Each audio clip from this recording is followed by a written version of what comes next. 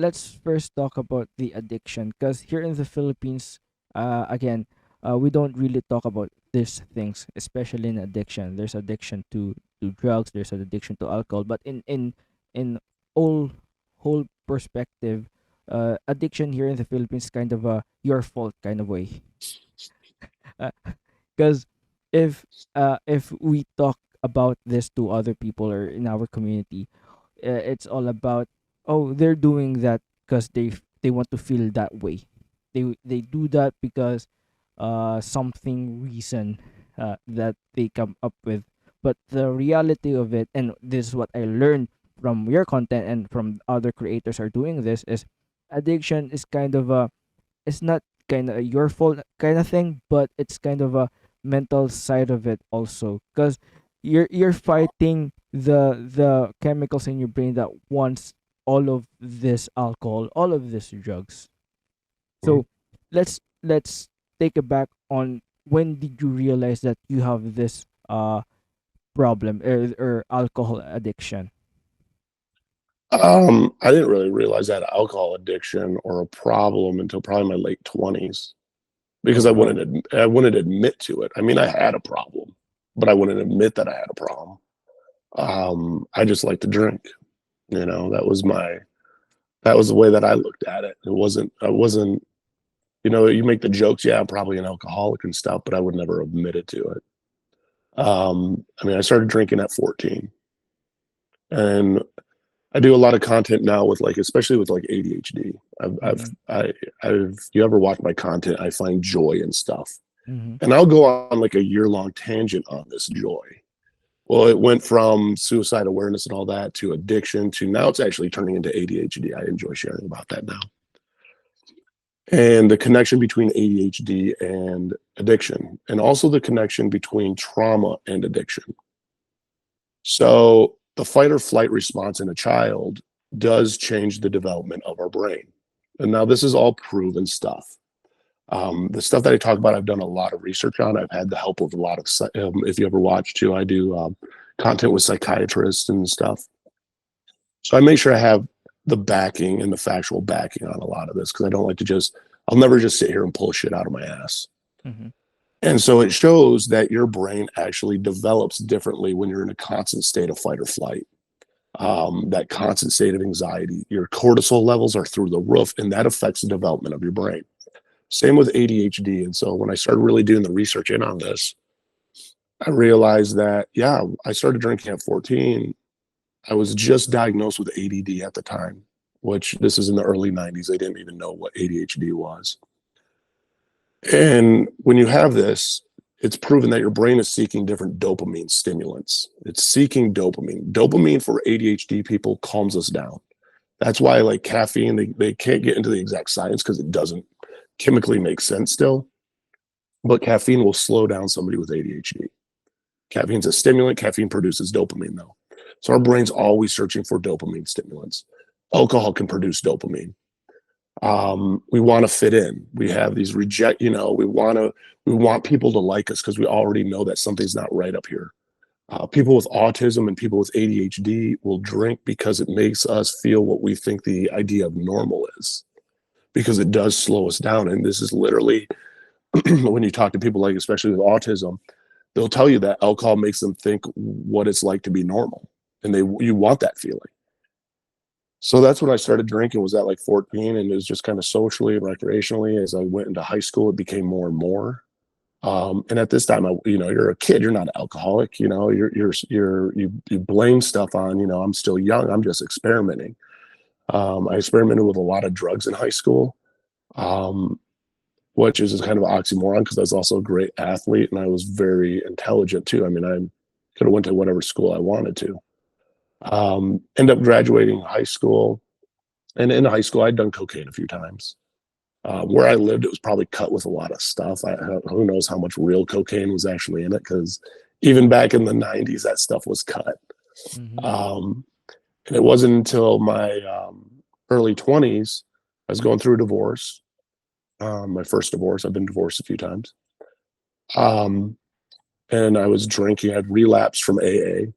It was the first time that I tried to get sober. because I thought getting sober would fix my marriage, because that's what like the AA handbook said. You know, it told me it was going to fix everything if I got sober. Everything's going to get better if I get sober. Well, after a couple months, it wasn't getting better; it was getting worse. So I relapsed, and I was with a friend who was an employee of mine, and he was like, "Dude, let's get a bag." I'm like, all right, you know, I haven't done this shit since high school, and I was at a really low point, very depressed, not happy with my life at all. And I'm sitting in my car with him, and I have a CD case, and we break out a line, and we both do a line, and that line I'll never forget, because that line hit different, man. I snorted up this line of cocaine, and I loved how it felt in my nose. I loved how it felt in my throat, the drip. I love my face starting to go numb. I love that all of a sudden a smile out of nowhere came. And I hadn't smiled in months. I loved that I was no longer depressed. My anxiety just went away. I wanted to go back into the bar and I wanted to talk to people. I was excited. It was like a holy shit moment. And I didn't realize how dangerous and how bad that truly was. Because at that given moment, it gave me everything I didn't have in life at that moment. And that is when I truly believe I became addicted to, you know, cocaine. And it wasn't this hardcore using of it right away, but it was something that, hey, I'm gonna do this from now on. And I remember making that conscious decision. Like I'm this is my drug. I'm gonna do this. And ever since then it was a massive part of my life up until I got sober. Wow. I mean, how did you like pass it all with all How of did, that experience? Yeah. Like how did yeah, you like pass that phase? how did I pass the phase? Yeah, yeah. I mean, how did you move on from that phase? From okay, I I'll start going to AA, or I'll stop doing this thing just to help me, just to help my mental health. So how did you get how do you have the courage, or the willpower to do it? Oh, the willpower to get sober. I got sober because at the peak of my addiction, I was so an 8 ball of cocaine is 3.5 grams. I'm not sure what the conversion rate is for, because we're the only ones that do grams and ounces and stuff. Mm. But so if you do the conversion rate of 3.5 grams, that's what an 8 ball is. And I was doing 1 to 2 of those a day. And that's a lot of cocaine. And I was drinking 2 to 3 fifths of vodka. So that's 750 milliliters, I believe, if not more. I'd have to look. I haven't looked at a fifth in a long time. And I had a job that was paying me $40,000-$50,000 a month. Wearing Rolex watches, money wasn't an issue. I was blowing $13,000-$15,000 a month on my addiction. Didn't Wow. fucking matter. Didn't matter, man. I had the money. Unstoppable. I hated my life. Hated it. But on the outside, it looked like I had the life of lives. And when I tell my story, I always laugh when I see people in the comments that are like, dude, this guy was living his life. Like, I'd do anything to live that life. No, if you were in my shoes, you wouldn't. Because every single day I woke up, I wanted to die. The reason I don't Wow. own the reason I don't own a gun is I knew there was a part of me that if I owned a gun, I was going to blow my fucking brains out. I would have killed myself. I don't even question that. I would just have had one night super fucked up, super drunk. I would have loaded that motherfucker up and I would have just pulled the trigger and painted my brains all over the fucking wall. Not a second thought about it. It's how much I hated my life in the process of this. So lonely, so just in the pits of despair, hated my marriage, hated just everything, man. I would drive on the wrong side of the road, hoping I'd get pulled over so I could get a DUI and go to jail. And maybe that would be a wake up call for me, because I couldn't stop. I didn't know why I couldn't stop, but I couldn't stop. And I ended up losing that job, end up starting to lose my marriage, end up starting to lose everything. And I realized then that, why does this happen? And it was like, man, every time this has happened in my life, there's only one thing that's been a constant every time my life grenades itself, is alcohol and cocaine.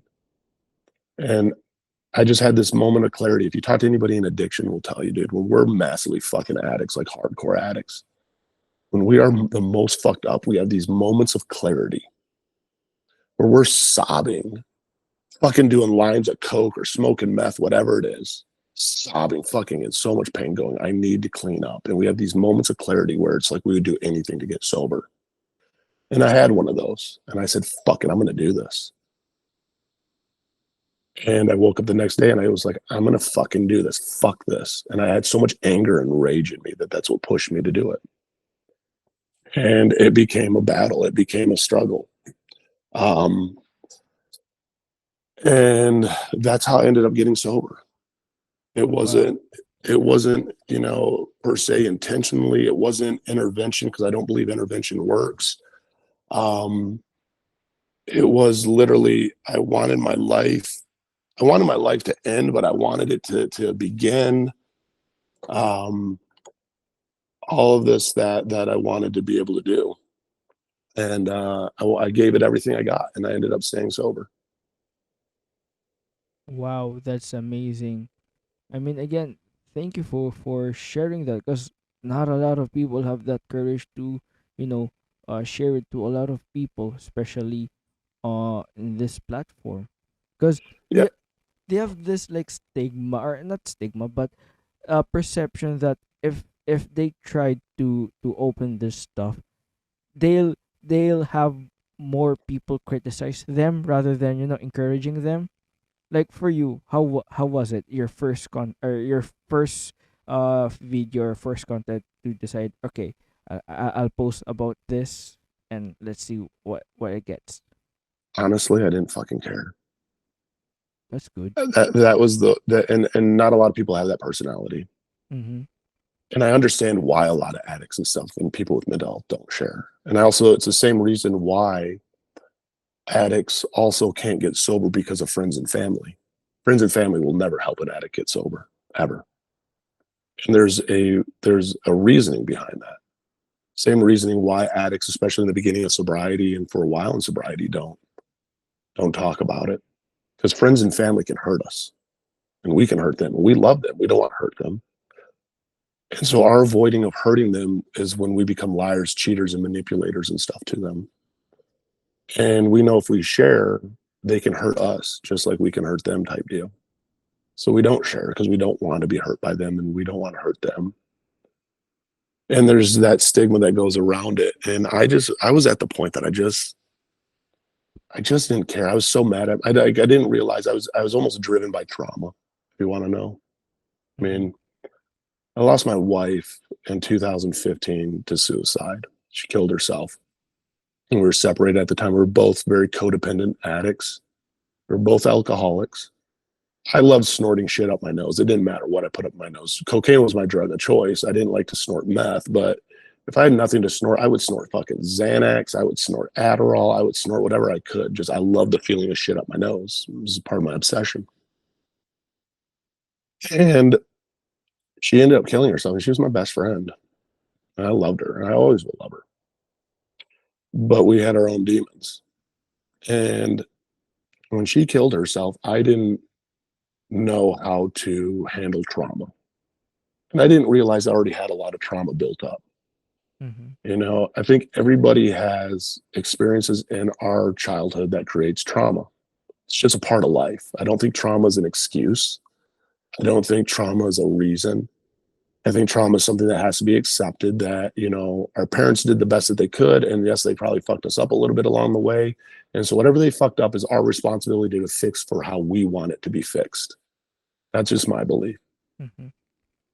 So I had a lot of abandonment trauma already. And now my best friend just killed herself and left me. 10 days after my birthday, she committed suicide. And it was, the world went numb. There wasn't pain, it went numb.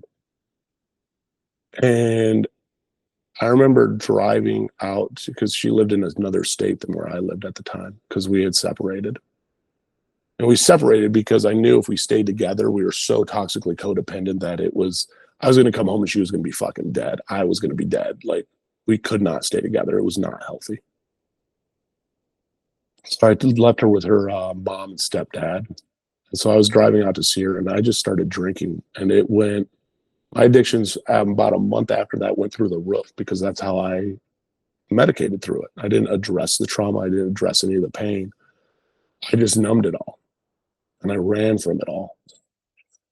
And, then my dad ended up committing suicide 2 years later. And I attempted suicide a year later after that. And it was like, I just stopped giving a fuck. And I was like, if people judge me, they judge me. But if it helps a dad come home one more time to his kid, like it's worth it. And so that's where I think I really found the motivation just to be open and not care. But I also did it slowly. I didn't just bombard with all like this trauma dumping and just Mm-hmm. dumping of, but it started off, with alcohol and with, making sure you take your meds and going from there and just slowly increasing as you get inspired. You can catch the entire episode exclusively on YouTube. It's youtube.com at the Nick Barellano Show. It's youtube.com at the Nick Barellano Show.